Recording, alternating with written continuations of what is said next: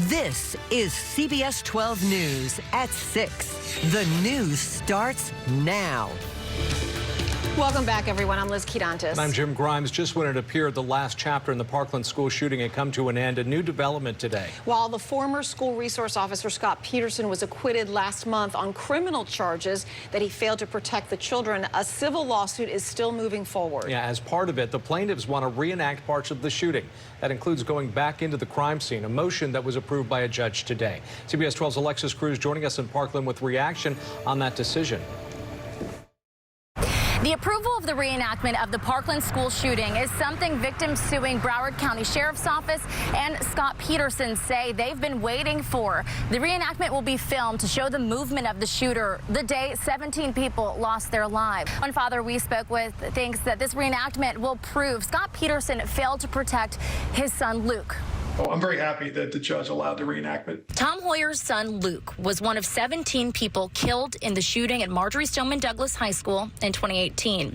He says former school resource officer Scott Peterson could have saved lives that day, including Luke, who was killed on the ground floor of the 1200 building. You know, for us, we find it, frankly, impossible to believe that SRO Peterson didn't know where these shots were coming from. They're so loud. We have to show the jury how close he really was to that building, what he saw and what he heard, and based upon what he heard, why he absolutely had to act, was required to act, and had to go into that building and not just hide in the corner. Kim Wald represents 3 families currently pursuing legal action against the Broward Sheriff's Office after a jury cleared Peterson of all charges related to this case last month.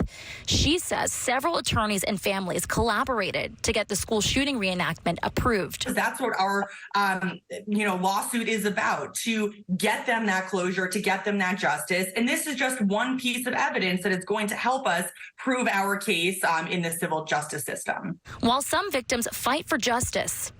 Well, justice is between my wife and I and the killer. This is about accountability. As for the reenactment, the details of what will be recorded to show in court are still being worked out. As someone who lost a child that day, what kind of reenactment are you comfortable with? I'm okay with them doing a full reenactment.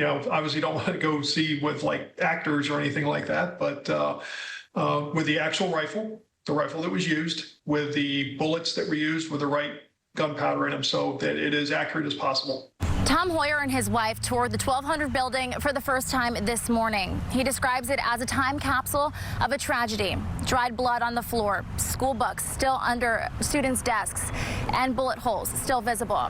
As for the reenactment, it is set to take place before the start of this school year. Reporting in Parkland, I'm Alexis Cruz for CBS 12 News. The Parkland school shooter currently serving 34 consecutive life terms. The jury failing to reach a unanimous recommendation on the death penalty. That happened back in October.